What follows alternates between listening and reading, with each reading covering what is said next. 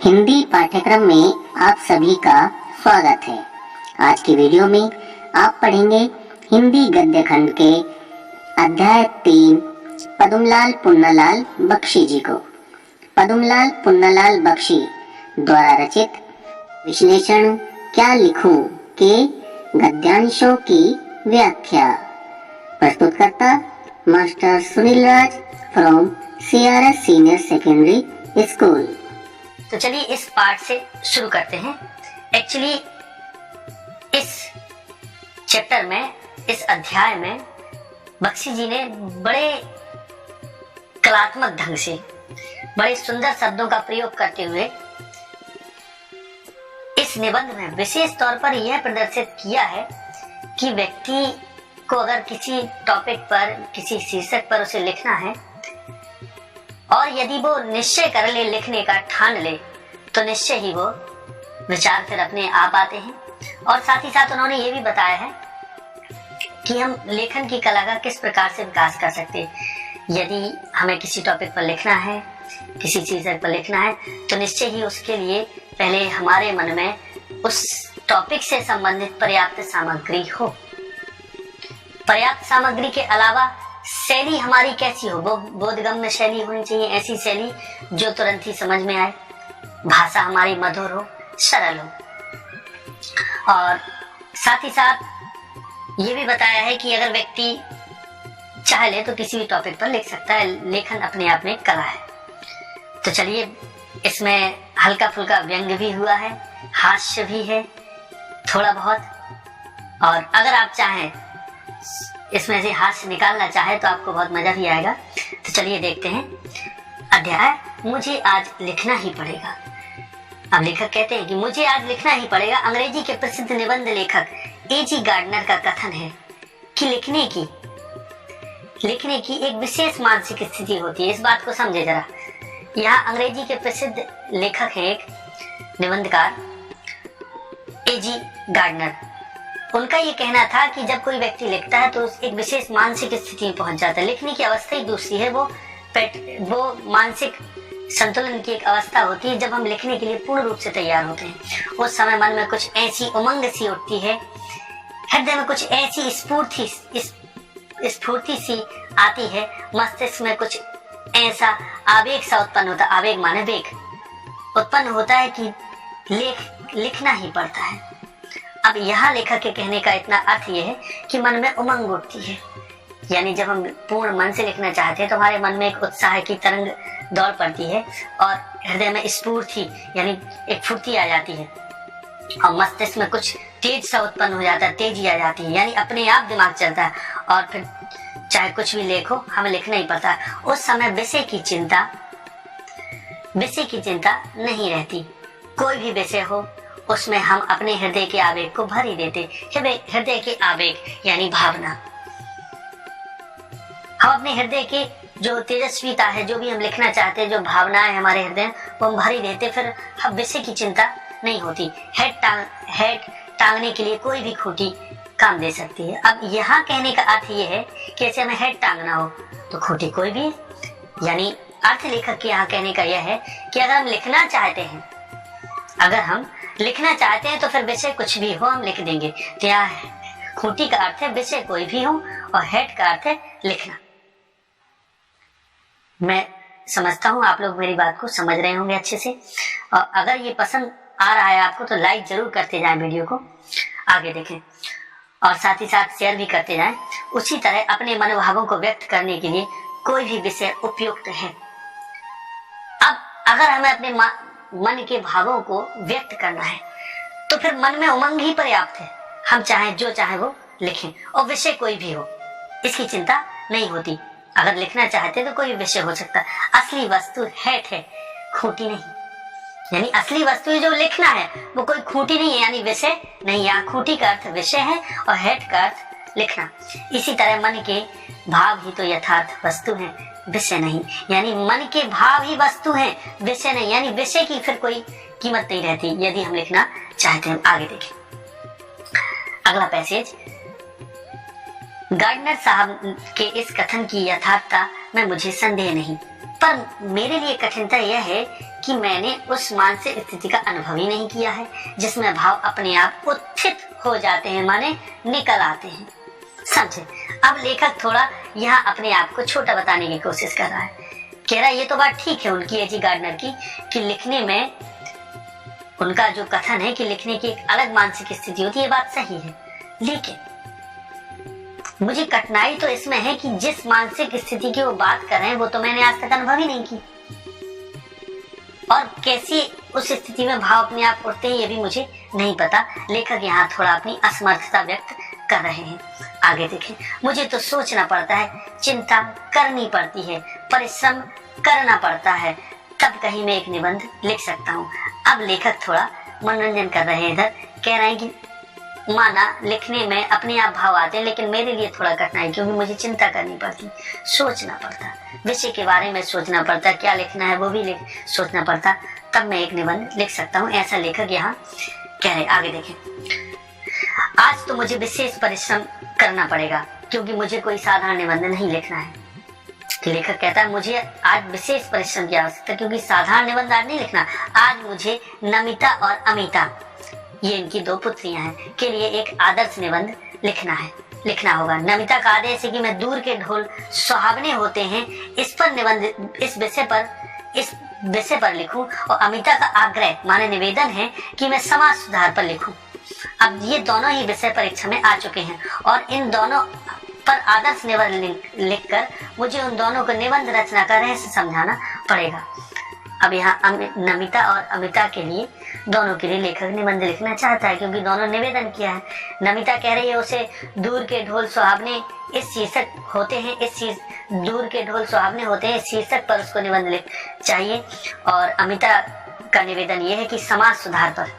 तो लेखक कह रहा है कि ये दोनों परीक्षा में आ चुके हैं इस विषय पर, और मुझे निबंध भी इस पर लिखना है। तो एक आदर्श निबंध लिखना है, और कैसे लिखा जाता है ये भी उनको समझाना है, और निबंध रचना के महत्व को भी समझाना है, रहस्य को भी समझाना है। आगे देखें।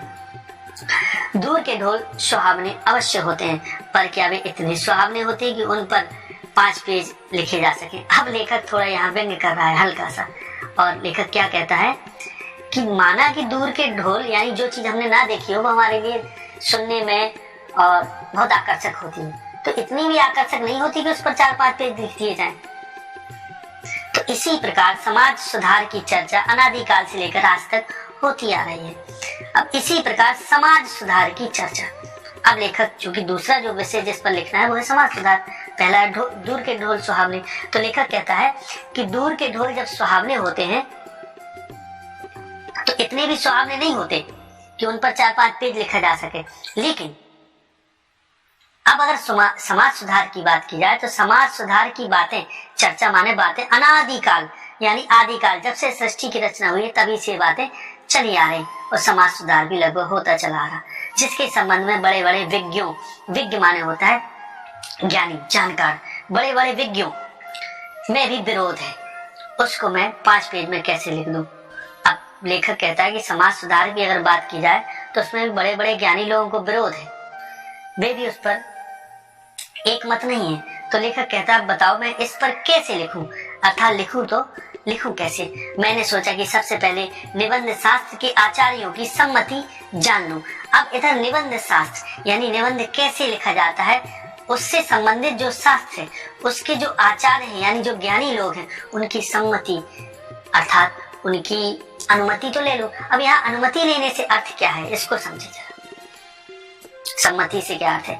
इससे अर्थ यह है, लेखक ये बताना चाह रहा है कि हमें कोई निबंध लिखने से पहले उससे संबंधित संपूर्ण जानकारी होनी चाहिए, कि बड़े बड़े उस विषय से संबंधित या उस निबंध से संबंधित या निबंध लेखन से संबंधित जो बड़े बड़े आचार्य हो गए हैं, महान लेखक हो गए हैं, उन्होंने कैसे लिखा, उनसे वो चीजें सीख लेनी चाहिए। आगे देखें।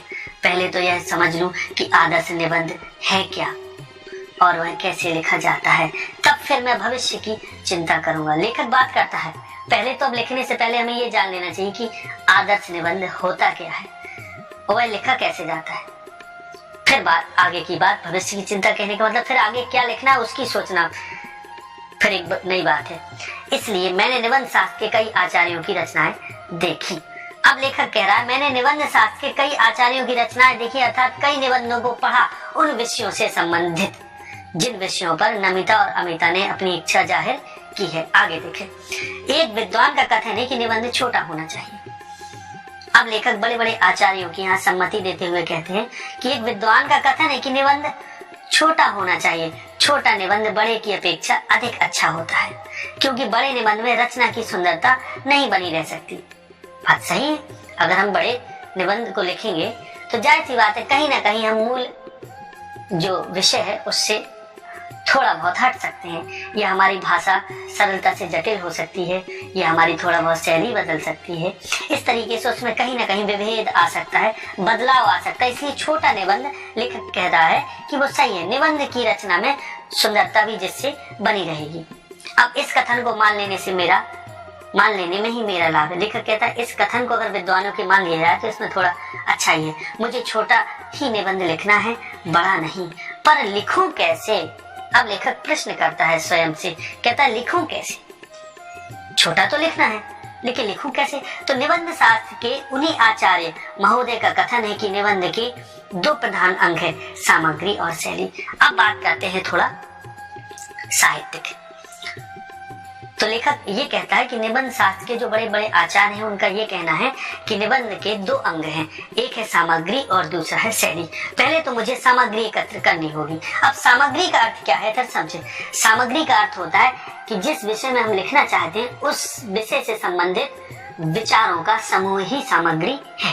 और शैली क्या है, किस प्रकार से लिखना है, किस तरीके से लिखना है, किस भाषा का प्रयोग करना है, किन शब्दों का प्रयोग करना है, ये शैली से संबंध रखता है।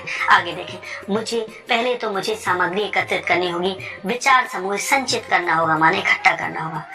इसके लिए मुझे मनन करना चाहिए, माने सोचना चाहिए, चिंतन करना चाहिए गहराई से। यह तो सच है कि जिसने जिस विषय का अच्छा अध्ययन किया है उसके मस्तिष्क में उस विषय के विचार आते हैं। अब यहाँ लेखक ने बहुत बड़ी बात कही, इसको मेरे सभी विद्यार्थी समझे। यहाँ उन्होंने कहा है कि यह तो सच है कि जिसने जिस विषय का अच्छा अध्ययन किया है उसके मस्तिष्क में उस विषय के विचार आते हैं। यानी सीधी सी बात है, उसके कहने का अर्थ बिल्कुल ही स्पष्ट है। अगर हम किसी संबंध में लिखना चाहते हैं तो जाहिर सी बात है पहले उस संबंध से संबंधित यानी उस विषय से संबंधित हमें पूर्ण जानकारी हो, उसका गहराई से हमने अध्ययन किया हो, तभी उस विषय से संबंधित ज्यादा से ज्यादा विचार हमारे मन में आ सकते हैं। तो लेखक के कहने का अर्थ यह हुआ कि अधिक से अधिक लिखने से पूर्व जो पहली चीज है सामग्री, वो सामग्री कैसे इकट्ठा होगी? सामग्री इकट्ठा होगी आपके अत्यधिक अध्ययन से। ध्यान है, इतिहास में जितने भी बड़े बड़े लेखक हुए हैं उन्होंने पहले जरूरत से ज्यादा अध्ययन किया है, फिर बाद में वो किसी संबंध पर या किसी विषय पर वो लिख पाए। तो मैं समझता हूँ जो मैं कहना चाह रहा हूँ वो आपको समझ में आ रहा होगा। अगर समझ में आ रहा है तो वीडियो को लाइक जरूर करें। आगे देखें, पर यह कौन जानता था कि दूर के ढोल सुहावने पर भी निबंध लिखने की आवश्यकता होगी। लो, अब लेखक थोड़ा व्यंग्य करते हुए कह रहे हैं लेखक, और क्या कह रहे हैं वो कि दूर के ढोल सुहावने पर भी निबंध लिखना पड़ेगा, यह किसी ने न सोचा होगा। यदि यह बात पहले ज्ञात होती तो पुस्तकालय में जाकर इस विषय का अनुसंधान माने जांच कर लेता, पर अब समय नहीं, क्योंकि कल ही देना है। क्योंकि उनकी नमिता अमिता ने कहा है कि निबंध इन विषय पर तैयार करना है और निश्चित ही जल्दी ही उनको लिख के देना है। तो लेखक कह रहा है इतना समय नहीं, मुझे तो यहीं बैठकर 2 घंटों में 2 निबंध तैयार करने होंगे। यहाँ ना तो विश्वकोश माने डिक्शनरी, और ना कोई ऐसा ग्रंथ है जिसमें इन विषयों की सामग्री उपलब्ध हो सके, और ना ही कोई ऐसा ग्रंथ ही है जिसमें इन विषयों से संबंधित सामग्री अर्थात विचार उपलब्ध हो सके। अब तो मुझे अपने ही ज्ञान पर विश्वास कर लिखना होगा। लेखक कह रहा अब तो मुझे अपने ही ज्ञान पर विश्वास करना पड़ेगा, अर्थात मैं क्या सोचता हूँ इस संबंध में, इन दोनों विषयों पर, उस आधार पर ही मुझे लिखना पड़ेगा। आगे देखें, विज्ञों का कथन है कि निबंध लिखने के पहले उसकी रूपरेखा बना लेनी चाहिए। विज्ञ माने जानकार, जो विद्वान लोग हैं, लेखक कहता है, उनका कथन है कि जिस विषय पर हम लिखना चाहें उस विषय पर पहले हमें उसकी रूपरेखा लिख लेनी चाहिए। रूपरेखा अर्थात क्या लिखना है, क्या उनकी हेडिंग होगी, क्या होगा, ये सब हमें लिखना, पहले से उसकी रूपरेखा बना लेनी पड़ेगी।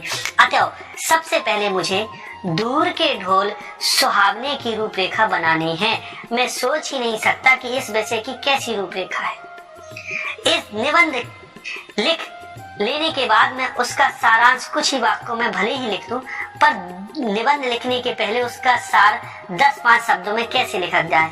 अब लेखक जब रूपरेखा की बात कर रहा है तो लेखक यह कह रहा है कि मान लिया मैं उसका सार तो एकाध शीर्षक डाल के कुछ शब्दों में, कुछ वाक्यों में उसका सार तो लिख सकता हूँ, लेकिन सार लिखने से पहले पूरे निबंध को 10-5 शब्दों में कैसे लिखूं मैं।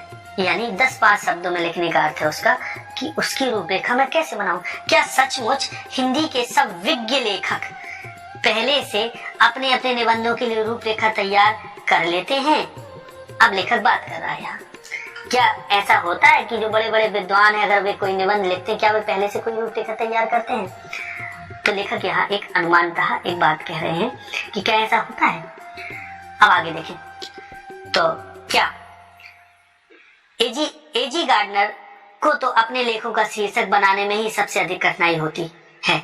उन्होंने लिखा है कि मैं लेख लिखता हूं और शीर्षक देने का भार अपने मित्र पर छोड़ देता हूं। अब समझे, यहाँ एजी गार्डनर के बारे में एक बड़ी अनोखी बात लेखक बता रहे हैं। बख्शी जी कह रहे हैं कि एजी गार्डनर जब कोई शीर्षक पर निबंध लिखते थे तो लिख तो देते थे, लेकिन लिखने के बाद उसका शीर्षक क्या होगा, यानी निबंध तो लिख देते थे लेकिन शीर्षक पता नहीं होता था। तो शीर्षक निकालने का जो भार होता था वो अपने मित्र पर छोड़ देते थे, यानी उस पर सौंप देते थे। उन्होंने यह भी लिखा है कि शेक्सपियर को भी नाटक लिखने में उतनी कठिनाई ना हुई होगी जितनी कठिनाई नाटकों के नामकरण में हुई होगी। अब लेखक थोड़ा यहाँ दूसरी बात कर रहे हैं। वो ये कहते हैं कि अगर मान लो किसी कुछ हमने लिख भी दिया बहुत सारा, लेकिन मूल कठिनाई तो यह होती है कि उसका शीर्षक क्या है। तो इस पर वो कहते हैं कि एजी गार्डनर को भी ये काम कठिन लगता था और शेक्सपियर को भी इस काम में बहुत कठिनाई होती थी। शेक्सपियर एक अंग्रेजी के बहुत विद्वान और प्रख्यात साहित्यकार रहे हैं, तो उनका भी इन्होंने चर्चा की है उनके बारे में भी। तभी तो घबरा कर नाम न रख सकने के कारण उन्होंने अपने एक नाटक का नाम रखा जैसा तुम चाहो। यहाँ जैसा तुम चाहो का हिंदी में अनुवाद लिखा है। एक्चुअली में इनका जो नाटक है उसका नाम है As You Like It, As You Like It यानी जैसा तुम चाहो। तो इसलिए मुझसे तो यह रूपरेखा तैयार ना होगी। अब लेखक थोड़ा असमर्थता व्यक्त करते हैं, कहते हैं कि अब ये जो रूपरेखा की बात है, जो विद्वानों ने कहा है कि कोई भी निबंध लिखने से पहले उसकी रूपरेखा तैयार कर लेनी चाहिए, तो लेखक कह रहा है ये तो मुझसे ना हो सके, जिस शैली निश्चित करनी है। कि लेखक कहते हैं अभी तो बात हुई सामग्री की, लेकिन अब बात करते हैं शैली की। तो सामग्री तो हो गया जिस विषय पर लिखना है उस विषय से संबंधित विचार, और शैली हो गई कि कैसे लिखना है, तरीका क्या है। तो आज आचार्य महोदय का कथन है कि भाषा में प्रवाह होना चाहिए, यानी भाषा में प्रवाह यानी गति होनी चाहिए। इसके लिए वाक्य छोटे छोटे हों पर एक दूसरे से संबंध हो। अब लेखक कहता है जब भी हम लिखें तो भाषा में एक प्रवाह हो और वाक्य छोटे छोटे हों, वाक्य छोटे छोटे हों और एक दूसरे से संबद्ध हो यानी जुड़े हो। यह तो बिल्कुल ठीक है, मैं छोटे छोटे वाक्य अच्छी तरह लिख सकता हूँ। लेखक कहता है यह भी ठीक है, छोटे छोटे वाक्य की अगर बात है तो मैं ये वाक्य तो लिख सकता हूँ, पर मैं हूँ मास्टर। लेखक कहता है लेकिन मैं हूँ मास्टर, कहीं नमिता और अमिता यह ना समझ बैठे कि मैं यह निबंध बहुत मोटी अक्ल वालों के लिए लिख रहा हूँ। मोटी अक्ल माने जिनको दिमाग कम है उनके लिए लिख रहा हूँ। तो अपनी विद्वता का प्रदर्शन करने के लिए, अपना गौरव स्थापित करने के लिए आवश्यक है कि वाक्य कम से कम आधे पृष्ठ में तो समाप्त हो। अब लेखक कहता है अगर मैं छोटे छोटे वाक्य लिखता हूँ तो कहीं नमिता अमिता यह ना समझ बैठे कि यह मैंने बहुत ही छोटी बुद्धि, मोटी अक्ल वाले यानी जिनके पास कम बुद्धि हो उनके लिए लिख दिया। अब अब लेखक कहता है तो अपनी विद्वता यानी अपने नॉलेज, अपने ज्ञान का प्रदर्शन करने के लिए और अपना गौरव बनाए रखने के लिए कि मैं एक टीचर हूँ, इस बात का गौरव बनाए रखने के लिए आवश्यक है कि वाक्य जो हो कम से कम आधे पृष्ठ में तो समाप्त हो। अब बाणभट्ट ने कादंबरी में ऐसे ही वाक्य लिखे हैं। अब बाणभट्ट कादंबरी के रचनाकार बाणभट्ट पुराने लेखक हैं, ये लगभग काफी वर्ष पहले। तो वाक्यों में कुछ अस्पष्टता भी चाहिए, क्योंकि यह अस्पष्टता या दुर्बोधता गांभीर्य ला देती है। समझे, यहाँ लेखक थोड़ी बड़ी बात कर रहा है और लेखक इसमें ये कहना चाह रहे हैं कि अगर वाक्य बड़े होंगे तो वाक्य अस्पष्ट हो जाएंगे, यानी कम स्पष्ट समझ में आएंगे, और दुर्बोध हो जाएंगे, यानी जो बोध यानी समझ में बुरी तरह आए, बड़े मुश्किल में समझ में आए, वो दुर्बोध कहलाती। और गांभीर्य भी आ जाएगा उनमें। तो इससे ये पता चलेगा, लेखक के कहने का अर्थ ये है कि इससे ये पता चलेगा कि जो लिखने वाला है वह कोई विद्वान है विशेष। तो इसलिए संस्कृत के प्रसिद्ध कवि श्रीहर्ष ने जानबूझकर अपने काव्य में ऐसी गुत्थियां डाल दी हैं जो अज्ञों से ना सुलझ सके। अज्ञों माने अज्ञानियों से, गुत्थियां माने पहेलियां, ये ऐसी चीजें जो समझने में कठिन हो। गूंथ दिया, उसको उलझा दिया। यानी जो बड़े बड़े कवि होते हैं, जैसे श्रीहर्ष की यहाँ बात की गई, संस्कृत के प्रसिद्ध कवि, उन्होंने अपने काव्य में बड़ी बड़ी गुत्थियां डाली जो अज्ञ यानी अज्ञानी लोगों की जो समझ में नहीं आए, वे उसको सुलझा नहीं सकते। और सेनापति ने भी अपनी कविता मूढ़ों के लिए दुर्बोध कर दी। सेनापति भी एक कवि हुए हैं जिन्होंने अपनी कविता मूढ़ों के लिए दुर्बोध कर दी।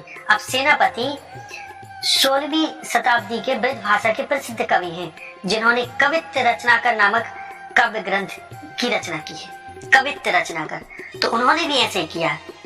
उन्होंने भी जो मूढ़ लोग हैं, अज्ञानी लोग हैं, उनके लिए अपनी कविता को दुर्बोध कर दिया।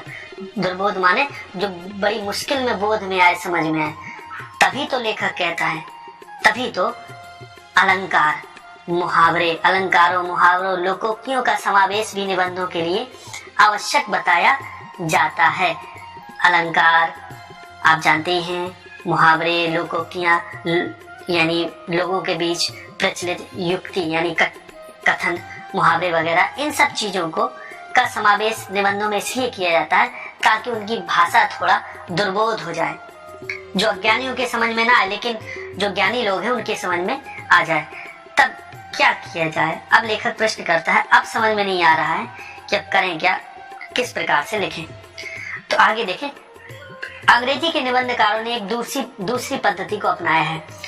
उनके निबंध इन आचार्यों की कसौटी पर भले ही खरे सिद्ध न हो, पर अंग्रेजी साहित्य में उनका मान अवश्य है। अब लेखक थोड़ा बात करते हैं अंग्रेजी निबंधकारों की, जिन्होंने दूसरी पद्धति को अपनाया। तो उनके जो निबंध है, जो ऊपर उपरोक्त जो जिन आचार्यों की बात की गई है, उन आचार्यों की कसौटी यानी उनकी तराजू पर भले ही ये इनकी तौल सही न बैठती हो, लेकिन लिखा उन्होंने दूसरी पद्धति से, दूसरे सिस्टम से, दूसरे तरीके से। खरे माने होता है शुद्ध, सही, शुद्ध सिद्ध होना। पर अंग्रेजी साहित्य में उनका मान अवश्य है। लेकिन अंग्रेजी साहित्य में अंग्रेजी निबंधकारों की जो भी रचनाएं हैं, उनका बहुत मान है, बहुत महत्व है, माने सम्मान है। उस पद्धति के जन्मदाता मार्टेन समझे जाते हैं। अब जिस पद्धति की बात हो रही, उस पद्धति के जन्मदाता मार्टेन समझे जाते हैं। अब ये जो मार्टेन, ये भी बहुत प्रसिद्ध लेखक रहे हैं अंग्रेजी साहित्य के। आगे देखें, उन्होंने स्वयं जो कुछ देखा, सुना और अनुभव किया, उसी को अपने निबंधों में लिपिबद्ध कर दिया। अब उन्होंने जो स्वयं देखा, सुना और अनुभव किया, उसी को अपने निबंध में लिपिबद्ध कर दिया, माने लिख दिया। अक्सर जो बड़े बड़े लेखक होते हैं, निबंधकार होते हैं या नाटककार जो भी हुए, वे मूलतः जिस समसामयिक स्थिति में, समय में वो जी रहे होते हैं, उसी से संबंधित और उसी समकालीन स्थिति से संबंधित चीजों को लिखा करते हैं वे। तो ऐसे निबंधों की सबसे बड़ी विशेषता यह है कि वे मन की स्वच्छंद रचनाएं हैं। यानी जो लेखक ने चाहा अपने मन से खुलकर लिख दिया। उसमें ना कवि की उदात्त कल्पना रहती है, उदात्त माने श्रेष्ठ कल्पना रहती है, ना आख्यायिका। आख्यायिका लेखक की सूक्ष्म दृष्टि। आख्यायिका माने होता है लंबी कथा जिसमें सिलसिलेवार यानी क्रमशः कहानियां गुथी, उनको आख्यायिका बोलते हैं। न आख्यायिका लेखक की सूक्ष्म दृष्टि यानी पैनी दृष्टि, और न विज्ञों की गंभीर तर्कपूर्ण विवेचना। विज्ञ माने विद्वान, विद्वान लोगों की गंभीर तर्कपूर्ण विवेचना, यानी इतनी सारी उलझन उसमें नहीं रहती। इनमें जो ऊपर लेखक बात कर रहा है कि जिस पद्धति से अंग्रेजी साहित्यकारों ने लिखा, उन्होंने बिल्कुल स्वच्छंद रूप से लिखा, बिल्कुल स्वतंत्र रूप से, स्वच्छंद माने स्वतंत्र रूप से। उनमें लेखक की सच्ची अनुभूति रहती है। अब उन्होंने जो कुछ लिखा वो वही लिखा जो उन्होंने अनुभव किया, तो उनमें उनके सच्चे भावों की सच्ची अभिव्यक्ति होती। अभिव्यक्ति माने होता है व्यक्त करना। उन्होंने अपने सच्चे भाव ही उसमें व्यक्त किए। उनमें उनका उल्लास रहता है, यानी उनके मन का आनंद। और ये निबंध तो उस मानसिक स्थिति में लिखे जाते हैं जिसमें न ज्ञान की गरिमा रहती है, न कल्पना की महिमा, जिसमें हम संसार को अपनी ही दृष्टि से देखते हैं और अपने ही भाव से ग्रहण करते हैं। अब ये निबंध ऐसे होते हैं जिनमें ये निबंध तो उस मानसिक स्थिति में लिखे जाते हैं जिसमें न ज्ञान की गरिमा। अब ज्ञान की गरिमा कहने का लेखक का अर्थ है कि हमें विशेष ये बोध नहीं रहता लिखते समय कि हम बहुत बड़े ज्ञानी हैं, यानी उस गरिमा का ध्यान नहीं देते, क्योंकि सामान्य अनुभव है, जो भी अनुभव लेखक करता है वो लिखता है, तो उसमें कोई विशेष ज्ञान की आवश्यकता भी नहीं है और ना कल्पना की महिमा, ना ही कुछ कल्पना करने की आवश्यकता है, क्योंकि वहाँ जो भी सामान्य परिस्थिति में अनुभव करते हैं वही लिखते हैं। तो जिसमें हम संसार को अपनी ही दृष्टि से देखते हैं और अपने ही भाव से ग्रहण करते हैं वही, यानी जैसा संसार को देखा, जैसा ग्रहण किया, वैसे ही लिख दिया। तब इसी पद्धति का अनुसरण कर मैं भी क्यों न निबंध लिखूं। अब लेखक बात करता है, तब मैं इसी पद्धति का अनुसरण क्यों न करूं और निबंध लिख दूं, पर मुझे तो 2 निबंध लिखने होंगे। लेखक कहता है लेकिन मुझे तो 2 निबंध लिखने हैं, एक की बात ही नहीं, यहाँ 2 निबंध लिखने हैं। आगे देखिए, मुझे अमीर खुसरो की एक कहानी याद आई। अब लेखक टर्न लेते हुए एक कहानी पर आते हैं और क्या कहते हैं कि मुझे अमीर खुसरो की एक कहानी याद आई। एक बार प्यास लगने पर वे एक कुएं के पास पहुंचे। वहां 4 औरतें पानी भर रही थी। पानी मांगने पर पहले उनमें से एक ने खीर पर कविता सुनने की इच्छा प्रकट की, दूसरी ने चरखे पर, तीसरी ने कुत्ते पर और चौथी ने ढोल पर। अमीर खुसरो प्रतिभावान थे, यानी बहुत टैलेंटेड थे, मेधावी थे। उन्होंने एक ही पद में चारों की इच्छाओं की पूर्ति कर दी। ध्यान दीजिएगा, पहली ने खीर पर कविता, दूसरी ने चरखे पर, तीसरी ने कुत्ते पर, चौथी ने ढोल पर। तो अमीर खुसरो तो टैलेंटेड थे। लेखक कह रहा है लेकिन मैं इतना टैलेंटेड नहीं हूँ। और उन्होंने एक ही पद में उन सभी की इच्छाओं की पूर्ति कर दी। अब उन्होंने क्या कहा, खीर पकाई जतन से, चरखा दिया चला, आया कुत्ता खा गया, तू बैठी ढोल बजा। तो यहाँ खीर का भी उन्होंने चर्चा कर दी, चरखे की चर्चा कर दी, कुत्ता की चर्चा कर दी और ढोल की चर्चा कर दी। तो इस तरीके से चारों चीजों को उन्होंने एक में ही समावेशित कर दिया, यानी मिला दिया।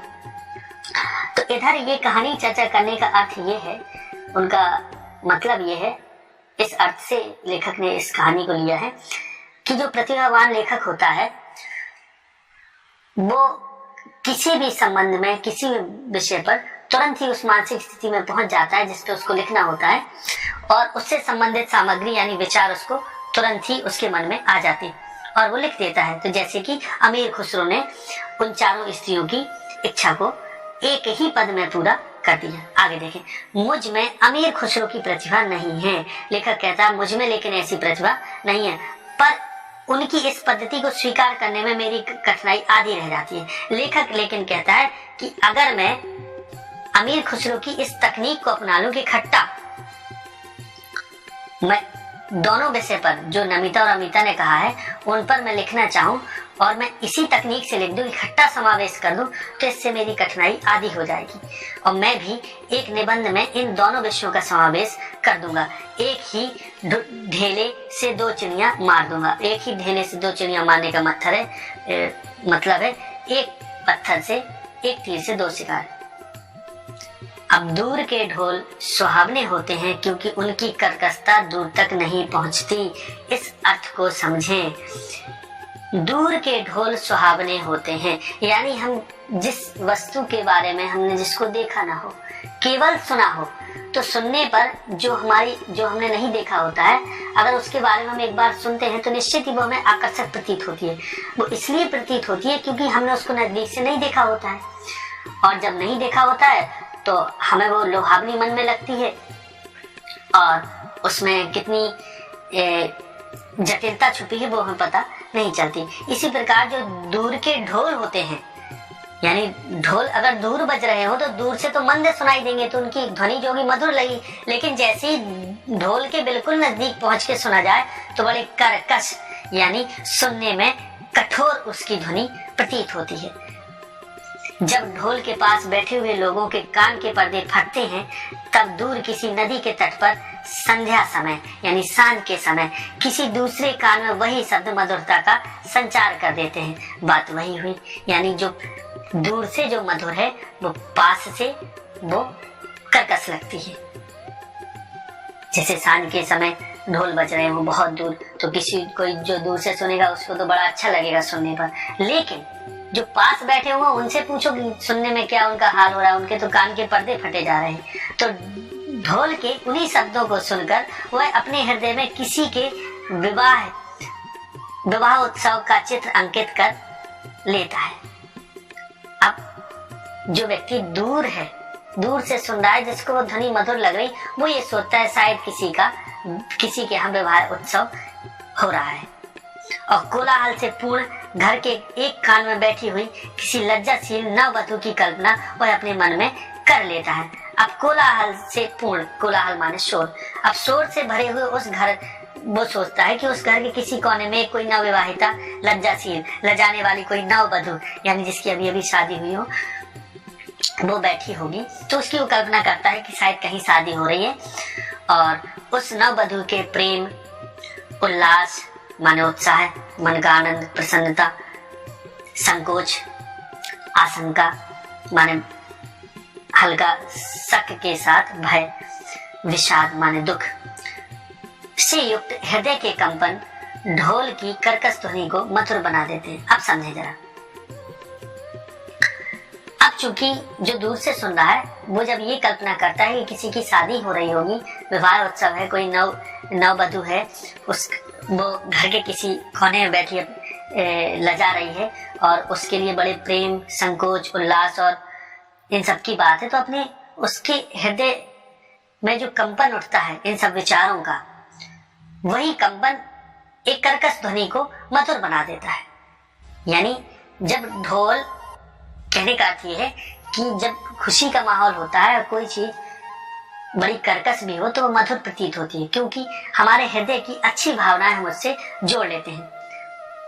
आगे देखें, क्योंकि उसके साथ आनंद का कलरव माने ध्वनि, मधुर ध्वनि, उत्सव व प्रमोद माने हंसी मजाक, और प्रेम का संगीत, ये तीनों मिले रहते हैं। सीधी सी बात है, इसलिए वो अच्छा लगता है हमें वो दूर के ढोल, क्योंकि ये सब चीजों का उसमें समावेश होता है। तभी उसकी कर्कशता समीपस्थ लोगों को भी कटु नहीं प्रतीत होती। तभी तो उसकी जो कर्कशता होती है उस ढोल की, वो जो समीपस्थ माने समीप स्थित जो लोग होते हैं उनको कटु यानी कड़वी प्रतीत नहीं होती, और दूरस्थ लोगों के लिए वह अत्यंत मधुर बन जाती है। तो लेखक इसमें कह रहा है, आगे देखें, जो तरुण संसार के जीवन संग्राम से दूर है उन्हें संसार का चित्र बड़ा ही मनमोहक प्रतीत होता है। जो तरुण संसार यानी नए संसार के जीवन संग्राम से दूर है उन्हें संसार का चित्र बड़ा ही मनमोहक प्रतीत होता है। यानी जिन्होंने जीवन में अभी पूरी तरह प्रवेश नहीं किया, यानी जो अभी जवानी में ही है, वो संसार के जीवन संग्राम में, यानी जिनकी शादी नहीं हुई उनको पता है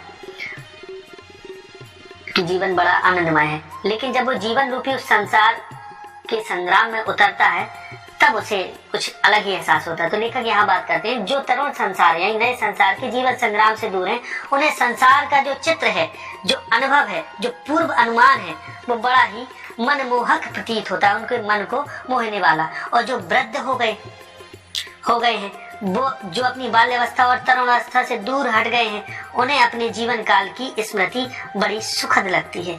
अब लेखक यहाँ बात कर रहे हैं दो तरीके से। एक जगह वो बात करते हैं युवाओं की।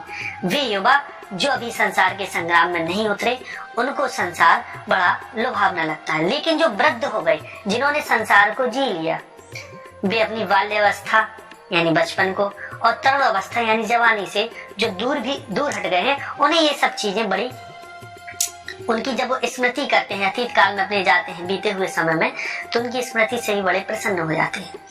यानी एक अर्थ में लेखक यहाँ ये कहना चाह रहे हैं कि युवाओं के लिए जो आगे का जीवन है वो दूर के ढोल है, और वृद्धों के लिए बीता हुआ जो उनका समय है, उनकी बाल्यावस्था और युवावस्था, वो दूर के ढोल है। समझिएगा बात को, आगे देखें।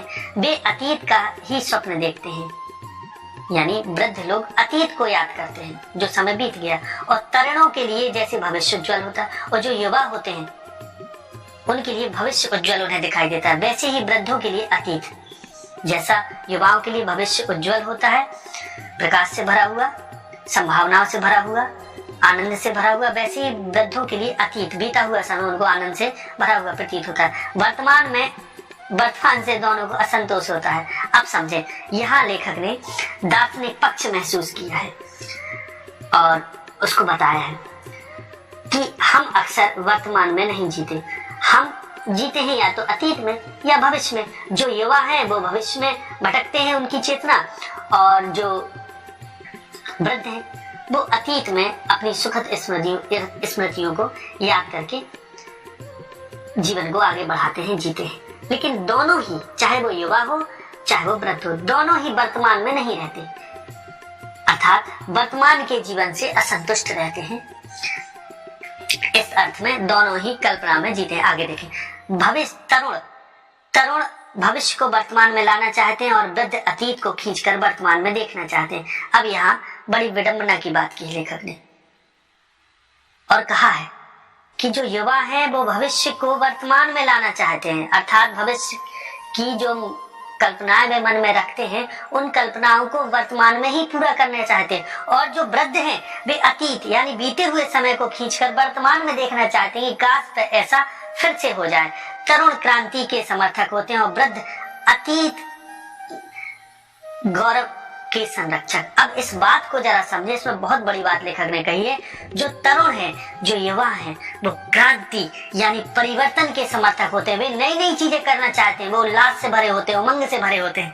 और जो वृद्ध हैं वो उनके बीते हुए समय में कितना आनंदपूर्ण जो समय हो चुका, जो परिस्थितियां हो चुकी, जो स्थिति हो चुकी, वो उन चीजों को संरक्षित करना चाहते हैं। इस प्रकार से वे अतीत के गौरव के संरक्षक होते हैं, सुरक्षा करने वाले होते हैं वृद्ध लोग, और तरुण क्रांति के समर्थक होते हैं, परिवर्तन के। इन्हीं दोनों के कारण वर्तमान सदैव क्षुब्ध रहता है, अर्थात इन दोनों ही परिस्थितियों में, और वृद्ध और युवाओं के कारण ही वर्तमान हमेशा क्षुब्ध यानी दुखी रहता है, यानी वर्तमान सशंकित बना रहता है। वर्तमान हमेशा अपनी मूल स्थिति को प्राप्त नहीं कर पाता, और इसी से वर्तमान काल सदैव सुधारों का काल रहा है, बना रहता है।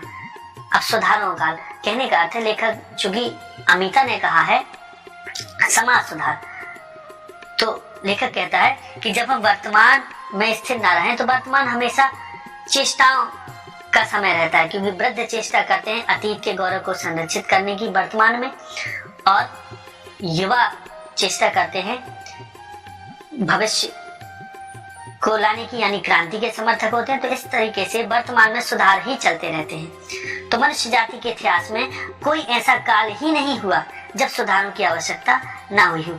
अब लेखक थोड़ा बात करते हैं समाज सुधार की, कि मनुष्य जाति का अगर इतिहास भी उठा के देखा जाए तो हमेशा कोई ना कोई सुधार होता रहा है, तभी तो आज तक कितने ही सुधारक हो गए हैं, पर सुधारों का अंत कब हुआ। हालांकि इतने समाज में सुधार हो चुके, लेकिन फिर भी सुधारों का अंत नहीं हुआ, फिर भी कोई ना कोई कमी बनी रहती है। क्यों? क्योंकि युवा हमेशा रहेंगे और वृद्ध हमेशा रहेंगे। युवा क्रांति के पक्षधर रहेंगे और वृद्ध अतीत के गौरव के संरक्षक।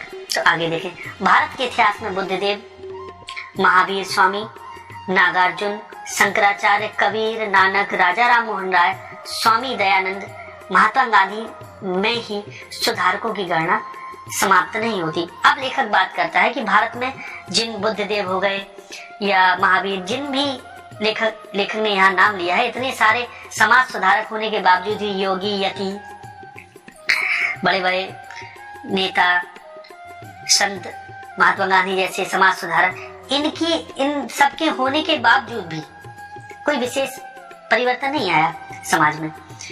और अगर आया भी है तो केवल यह नहीं कहा जा सकता कि इन्होंने ही केवल समाज को सुधारा, क्योंकि प्रत्येक व्यक्ति समाज में अपना एक विशेष योगदान देकर ही इस संसार से जाता है। आगे देखें, अब भले ही वो योगदान नकारात्मक भी हो सकता है, समाज की गति में सहायक भी हो सकता है या सहायक नहीं हो सकता, समाज की उन्नति में सहायक हो सकता है या अवनति का कारण भी हो सकता है, यह बात अलग है। सुधारकों का दल, यानी इन लोगों की बात करें जो समाज सुधारक हैं, वे सुधारकों का दल नगर नगर गांव गांव में होता है, यानी हर जगह सुधारक होते हैं। यह सच है कि जीवन में नए नए क्षेत्र उत्पन्न होते जाते हैं और नए नए सुधार होते जाते हैं। हाँ, ये बात अलग है, समय के परिवर्तन होने के साथ साथ नए नए क्षेत्रों का विकास होता है, नए नए क्षेत्र, नई नई संभावनाएं खुलती हैं विकास की, उन्नति की, और नए नए सुधार होते जाते हैं उन संभावनाओं के हिसाब से। और न दोषों का अंत है और न सुधारों का। यानी समाज में अगर हम एक सुधार कर देंगे तो जरूरी नहीं है वो सुधार स्थिर भी रहेगा, फिर कोई दूसरी बुराई आ जाएगी, अब उसको सुधारो। तो इस प्रकार से समाज में कभी भी दोषों का भी अंत नहीं होता और न ही सुधारों की समाप्ति। जो कभी सुधार थे वही आज दोष हो गए और उन सुधारों का फिर नव सुधार किया जाता है। इस प्रकार से ये निरंतर कार्य जारी रहता है, तभी तो यह जीवन गतिशील माना गया है। अब लेखक यहाँ बात बड़े पते की कर रहा है। अब लेखक इसमें कहते हैं बख्शी जी कि देखो तो, एक दोष जो कभी सुधरा था आज वो सुधार के वही दोष बन गया और फिर अब उस दोष को सुधारने के लिए नए सुधार की आवश्यकता महसूस हुई। तो इस प्रकार से जो ये गति है वो निरंतर चल रही। तो इसी को तो ये कहा गया है कि जीवन गतिशील है, प्रगतिशील है। जीवन में हमेशा प्रगति बनी ही रहती है।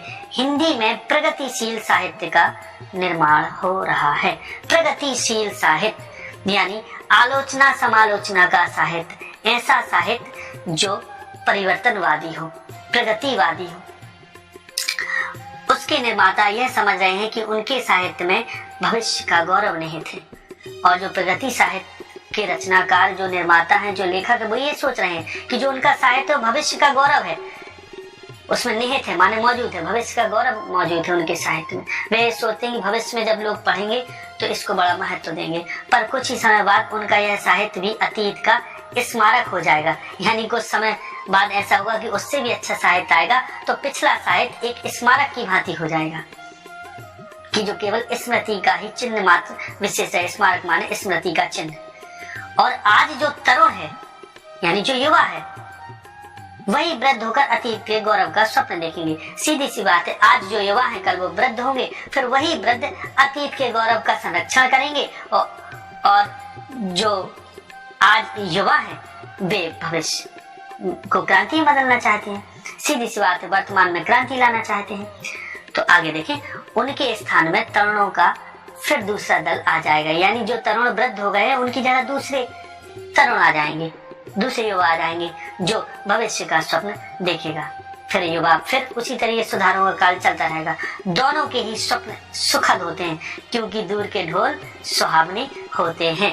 अब युवाओं के स्वप्न अपनी जगह सुखद हैं, वे अतीत को याद करके गौरव का अनुभव कर रहे, और जो तरुण हैं, जो युवा हैं, वो भविष्य की स्मृतियों में, कल्पनाओं में, लुभावनी आशाओं में वो खोए हैं। इस प्रकार से दोनों के ही स्वप्न लेखक कहता है सुखद हैं क्योंकि दूर के ढोल सुहावने होते हैं। क्योंकि वृद्धों के लिए अतीत में जो बीत गया वो सुहावना है और युवाओं के लिए भविष्य में जो होगा वह सुहावना है। इसलिए लेखक ने, अगर मैं बात करूं तो लेखक ने बड़ी अपनी वाक्य पटुता से, शब्द पटुता से, लेखन पटुता से बड़े सुंदर शब्दों में दोनों ही निबंधों का एक साथ समावेश किया है। यहाँ बार बार उन्होंने समाज सुधार की भी चर्चा की और समाज सुधार को युवा और वृद्धों का माध्यम लेकर या इनका माध्यम लेकर इन्होंने बड़े सुंदर शब्दों में उसको दूर के ढोल सुहावने से भी जोड़ दिया है। तो इस प्रकार से ये जो अध्याय है, ये जो चैप्टर है, वो यहीं समाप्त होता है। आशा है इस चैप्टर को आपने खूब एंजॉय किया होगा और अगर ये आपको पसंद आया है तो इसको लाइक करें, इस पर अधिक से अधिक कमेंट करें और कमेंट में जरूर बताएं कि आपको ये कैसा लगा और इसमें भी क्या कोई समाज सुधार की आवश्यकता थी। अगर थी तो आप कमेंट में जरूर हमें बताएं, हम आपके कमेंट का इंतजार करेंगे और अधिक से अधिक इसको शेयर करें। आगे अगले वीडियो मिलेंगे, तब तक के लिए नमस्कार, जय हिंद, जय भारत, वंदे।